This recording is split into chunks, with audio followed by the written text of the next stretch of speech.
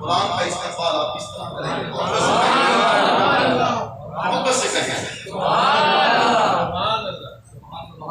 اللہ رب العالمین نے فرمایا لقد کان لکم فی رسول اللہ اسوۃ حسنہ، اے محبوب کریم صلی اللہ علیہ وآلہ وسلم آپ کی سیرت کو ہم نے آپ کے غلاموں کے لیے اسوہ حسنہ بنا دیا ہے، جو آپ کی اداؤں پر چلے گا، جو آپ کے نقش قدم پر چلے گا، جو آپ کی اطاعت کرے گا۔ اللہ فرماتا ہے قل ان کنتم تحبون اللہ فاتبعونی یحببکم اللہ ویغفر لکم ذنوبکم واللہ غفور رحیم۔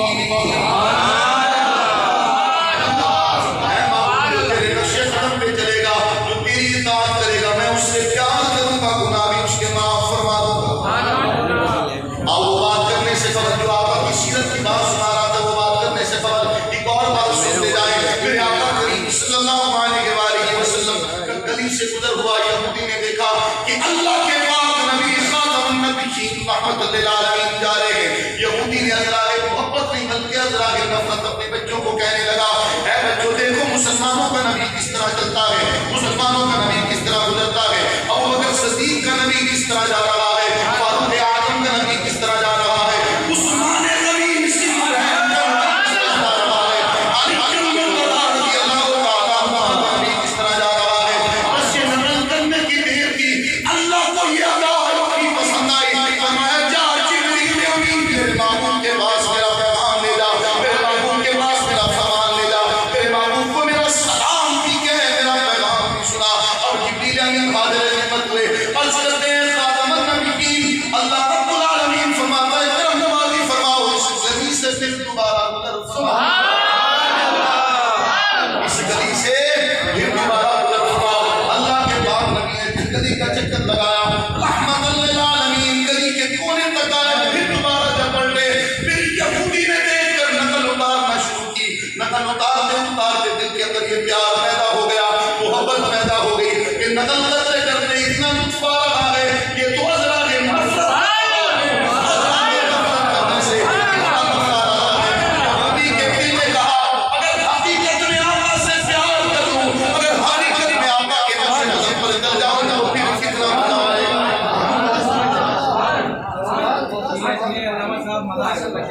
اگر نفرت کرتے ہوئے آقا کی نقل کروں تو اتنا مزہ آ رہا ہے، اگر محبت میں آقا کے نقش قدم پہ چلوں تو پھر کتنا مزہ آئے گا۔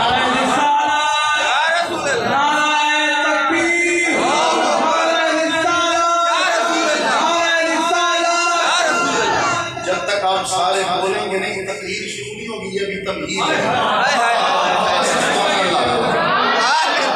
میں عرض کر رہا تھا کہ اعلیٰ حضرت رحمۃ اللہ تعالیٰ علیہ کا ہر لمحہ میرے آقا کی اداؤں پر گزرا ہے، وہ بچے سے معافی مانگنے کا خیال کیوں پیدا ہوا؟ ذرا توجہ فرماؤ۔ حضرت محمد بن ابو بکر رضی اللہ تعالیٰ عنہ آپ فرماتے ہیں ماما کریم صلی اللہ علیہ وآلہ وسلم کے ساتھ اس غزوے سے واپس آ رہے ہیں، رحمت للعالمین میں خاتم النبیین نے فرمایا یہ مقام بڑا بہترین ہے، اس مقام پر پڑاؤ ڈال دو، آج رات اس مقام پر گزاریں گے، پھر آگے صبح سفر شروع کریں گے۔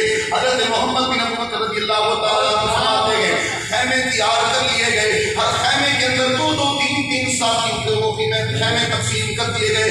آپ فرماتے میرے ساتھ جو میرے ساتھی تھے وہ بڑے لگیم شہید تھے، یعنی جسمانی حالت میں بہت طاقتور، جسمانی حالت میں بہت زیادہ جسم تھا ان کا، طاقتور تھے، قوت والے تھے، بڑے جسم والے تھے۔ اب میرے آقا کریم صلی اللہ علیہ وآلہ وسلم کے جب خیمے تیار کر لیے تو سارے صحابہ اکٹھے ہوئے، اللہ کے پاک نبی کے پیچھے نماز مغرب ادا کریں۔ سبحان اللہ۔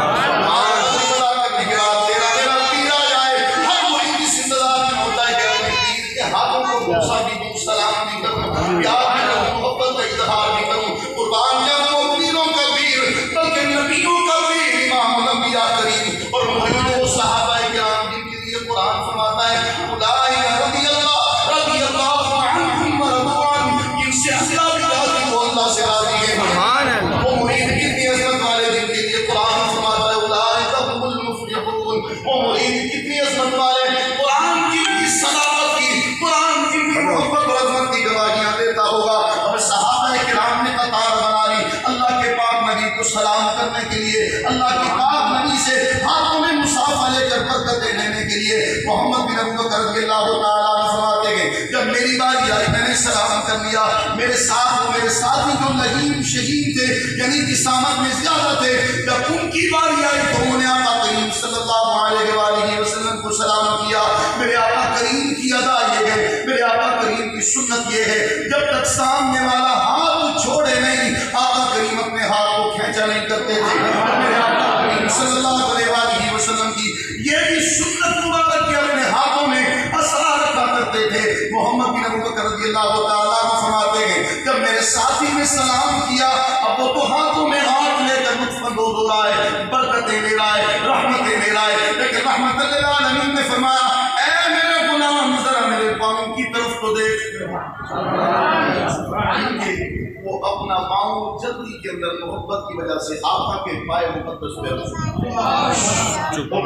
یہ جوتیاں تو یہ آج بڑی اعلیٰ جوتیاں ہیں، جوتیاں کی لکڑیوں کی ہوا کرتی ہیں اور جسامت میں بھی زیادہ۔ میرے آقا کریم صلی اللہ علیہ وسلم کو اتنی شدت کے ساتھ تکلیف ہوئی کہ آپ نے بیٹھ کر اپنی انگلیوں مبارک کو دبایا، یعنی تکلیف بہت زیادہ ہوئی۔ اب وہ صحابی جس نے غلطی سے پاؤں رکھ لیا تھا زار و قطار ہو رہا ہے، آقا نے تو فرما دیا میرے غلام گھبرا نہیں، ہم نے تجھے معاف کیا۔ غلام کی محبت دیکھو، محمد بن ابو بکر رضی اللہ تعالیٰ عنہ فرماتے ہیں میرا ساتھی میرے ساتھ خیمے میں تھا، میں ساری رات دیکھتا رہا، میرا ساتھی کروٹیں بدلتا رہا، اللہ رب العالمین کی بارگاہ میں التجائیں کرتا رہا۔ مولا کرم نوازی فرما انجانے میں غلطی کر بیٹھا ہوں، تیرے یار کو تکلیف دے بیٹھا ہوں، کرم نوازی فرما مجھے معاف فرما دے، کہ ایسا نہ ہو کہ تم ناراض ہو کر میرے لیے کوئی وعید نازل نہ فرما دے، مجھ سے ناراض نہ ہو جائے۔ ساری رات معافیاں مانگتے، استغفار کرتے، التجائیں کرتے گزر گئی۔ صبح جب تہجد کا وقت ہوا تو اللہ کے پاک نبی رحمت للعالمین نے فرمایا اے بلال حبشی رضی اللہ تعالیٰ عنہ جاؤ میرے اس غلام کو بلا کر لے کر آؤ۔ محمد بن ابو بکر رضی اللہ تعالیٰ عنہ فرماتے ہیں وہ غلام بھی ساتھ ہے، ہم بھی ساتھ ہیں، سارے صحابہ اکٹھے ہو گئے۔ میرے آقا کریم صلی اللہ علیہ وآلہ وسلم نے فرمایا اے میرے غلام میرا جی چاہا، میرا دل چاہا کہ عشاء کے بعد ہی تجھے بلا لوں، لیکن پھر خیال آیا کہ کہیں غلام آرام نہ کر رہا ہو۔ سبحان اللہ۔ ہم تو شادیوں پر گانے ایسے بجاتے ہیں کہ محلے کو بے سکون کر دیتے ہیں۔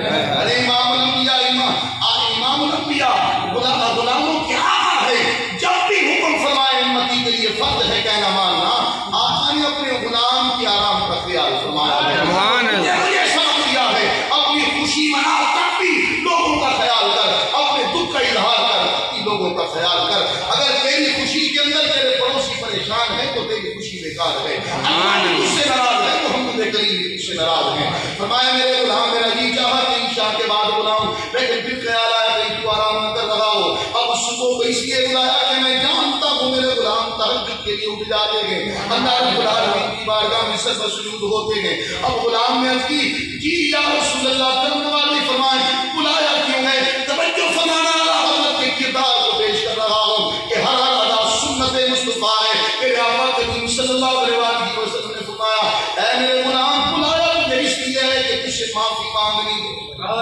حضرت نے خادم کو بھیجا تھا جا اس بچے کو بلا کر معافی مانگنی ہے۔ آقا نے بلال حبشی کو بھیجا جا غلام کو بلا کر معافی مانگنی ہے۔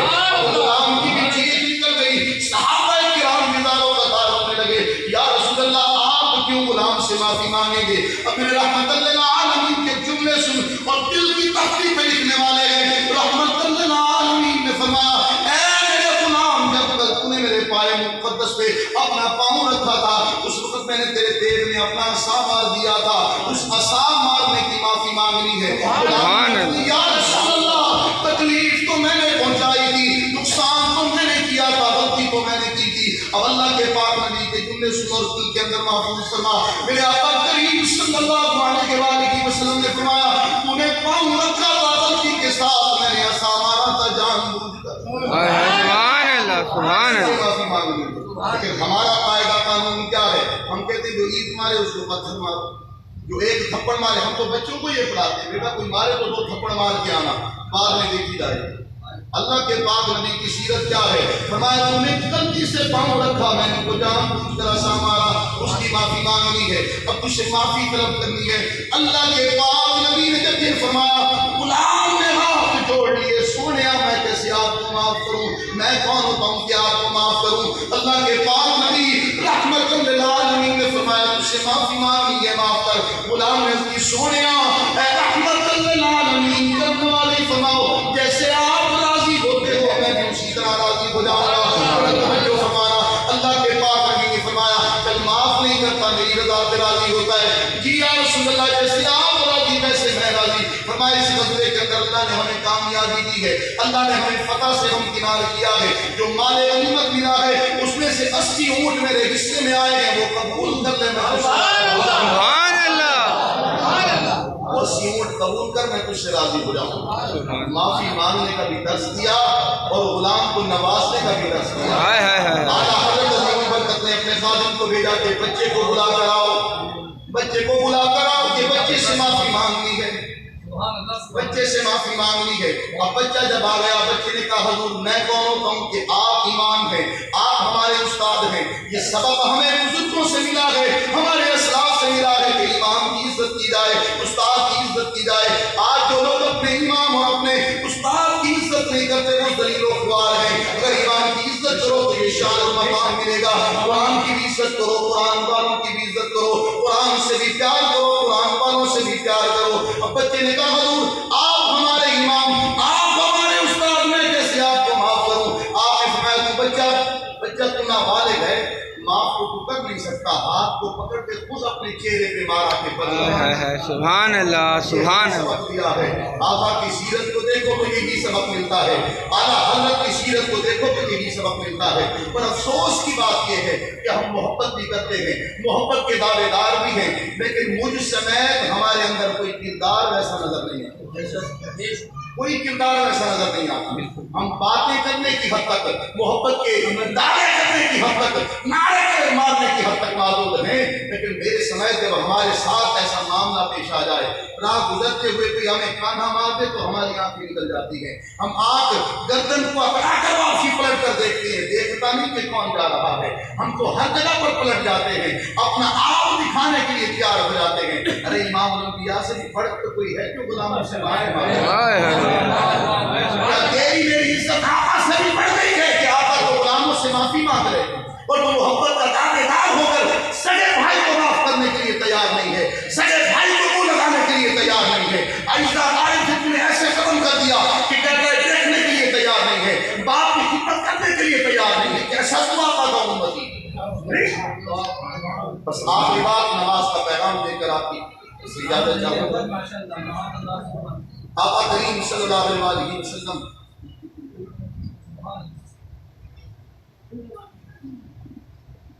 آپ کی خاموشی بتا دی کہ موٹی جلدی جانا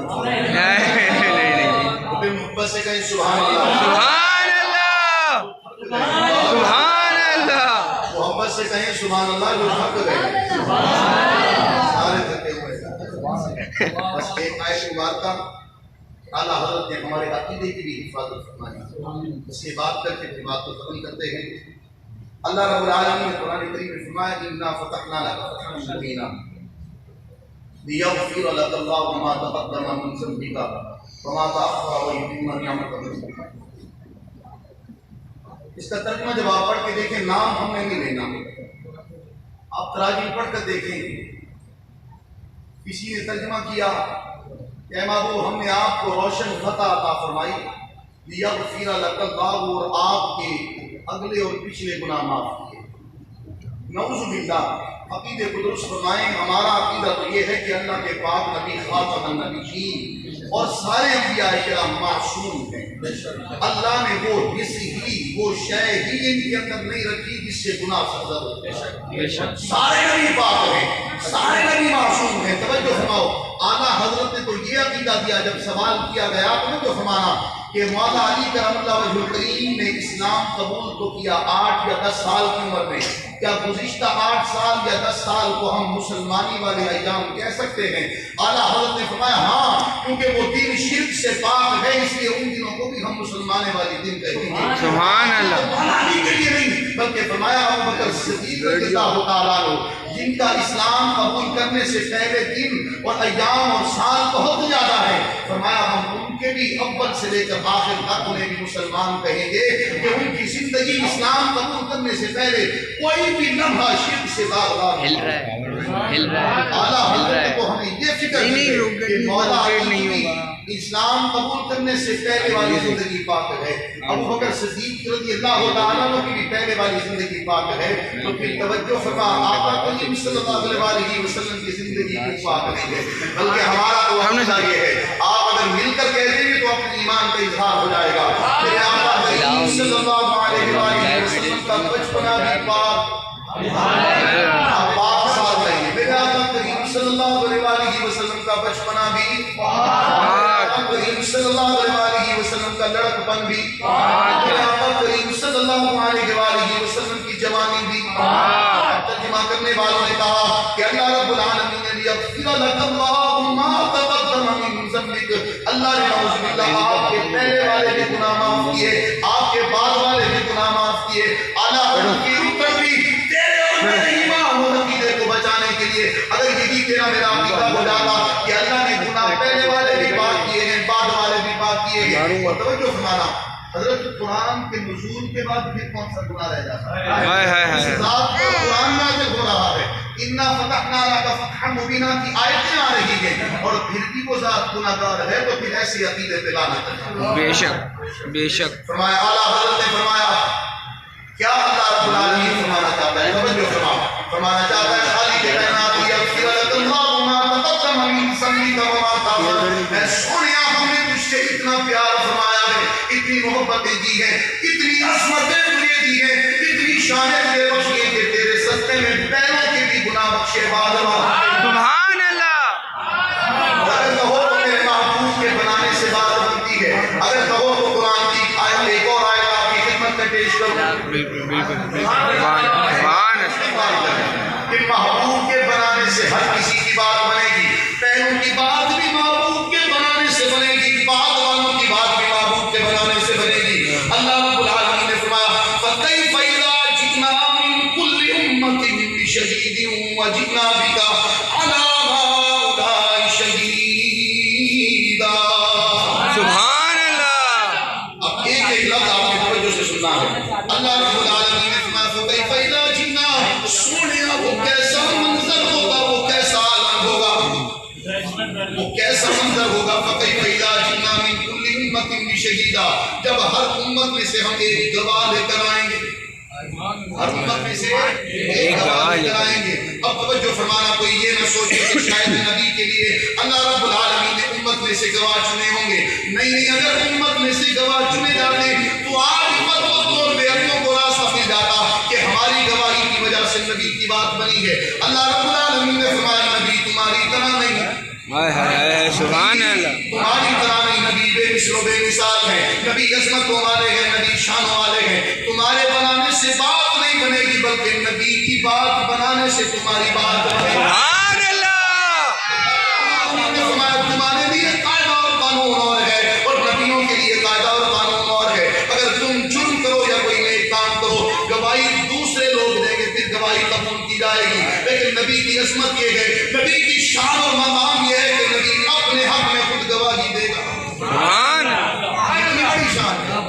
میرے حق میں میرے بیٹے کی گواہی قابل قبول نہیں, میرے حق میں میرے باپ کی گواہی قابل قبول نہیں, لیکن قربان جائے نبی کتنی شانوں والے, کتنی عظمتوں والے. اللہ رب العالمین فرماتا ہے نبی کی گواہی نبی کے ہی حق میں قبول ہوگا. سبحان نبی اپنے حق میں گواہی دے گا. آدم علیہ السلام فرمائیں گے خالق کائنات, جو فرمان تو نے میرے ذمہ لگایا, جو فرض تو نے میرے ذمہ لگایا, میں نے تکمیل کر دی. حضرت نوح علیہ السلام کریں گے خالق کائنات, جو کچھ تو نے میرے ذمہ لگایا میں نے تیرے بندوں تک پہنچایا. عیسیٰ روح اللہ کہیں گے مولا تیرا فرمان پہنچا دیا. موسیٰ کلیم اللہ کہیں گے مولا تیرا فرمان پہنچا دیا. ابراہیم خلیل اللہ کہیں گے مولا تیرا فرمان پہنچا دیا. ہر نبی اپنے اپنے حق میں گواہی دے گا. پھر قرآن کیا فرماتا ہے, توجہ فرماؤ. اللہ رب العالمین فرماتا ہے اے میرے محبوب خاتم النبیین, جب ہر نبی اپنے اپنے حق میں گواہی دے چکے گا, وَجِئْنَا بِكَ عَلَىٰ هَٰؤُلَاءِ شَهِيدًا. نبی اپنے اپنے حق میں گواہی دے چکے گا, پھر ہم آپ کو ان سوالات کا منہ پیش کر سوالات پر گواہ بنا کر آپ کو لے کر آئیں گے. अल्लाह मौला हमें तो ये चाहिए कम बेश सवाल अंबिया किराम है तो कम से कम 2.5 लाख गवाह होने चाहिए। इलाहुल आलमीन ने कैसा कानून फरमाया, पहले नबियों की शान दिखाई कि हर नबी ने अपने हक में गवाही दी, फिर अपने महबूब की शान दिखाई है कि महबूब ने नबियों के बारे में गवाही दी है। अब सुन लो अकीदा क्या है, अपने अकीदे की इस्लाह फरमाओ। सारे नबी अपने अपने हक में गवाही देंगे, फिर रहमतुल लिल आलमीन आकर गवाही देंगे तो नबियों की बात बनेगी, सुभान अल्लाह फिर नबियों की बात बनेगी। तो इसलिए तो आला हज़रत ने फरमाया लिया अल्लाहु मा तक़द्दम मिन ज़म्बिक, सोनिया तेरे बनाने से बात बनेगी, पिछलों के गुनाह भी तेरे सदक़े में माफ होंगे, अगर उनकी खताएं भी तेरे सदक़े में माफ होंगी। सुभान अल्लाह अल्लाह रब्बुल आलमीन ने फरमाया वला सौफ़ युअतीका रब्बुका फतरदा, सोनिया इतना तुझे अता फरमाएंगे, इतना तुझे अता फरमाएंगे, सामने बिठा कर तेरी उम्मत का फैसला फरमाएंगे, जिसके हक में तेरी शफाअत होती जाएगी, जिसके हक में तेरी रज़ा होती जाएगी, हम भी माफ फरमाते जाएंगे। सुभान अल्लाह सहाबाए किराम ने पूछा या रसूलल्लाह आप किस तरह अल्लाह से राजी होंगे? मेरे मुस्तफा करीम सल्लल्लाहु अलैहि वसल्लम ने फरमाया ये कलिमात सुनो और खुश हो। लोग कहते हैं नबी का मिलाद मनाना जायज नहीं, अरे जिस नबी ने तेरी मग़फ़िरत की भी ज़मानत दी, तेरी शफ़ाअत फरमाई, रातों को भी तेरे लिए रो रो के दुआएं की, महबूब ने लहद में उतरते हुए भी तेरे लिए दुआएं की, फिर महबूब दुनिया में तशरीफ लाते हुए भी तेरे लिए दुआएं फरमाई। उस नबी का मिलाद मनाने के लिए दलील मानता है ये वफादारी नहीं, ये तो जफादारी, ये तो जफा है। मेरे महबूब करीम सल्लल्लाहु अलैहि वसल्लम से जब सहाबाए किराम ने पूछा, अल्लाह ने तो फरमा दिया वला सौफ़ युअतीका रब्बुका फतरदा, सोने जब तक आप राजी नहीं होंगे हम आपकी उम्मत को माफ फरमाते जाएंगे, आपको अता करते जाएंगे। सोने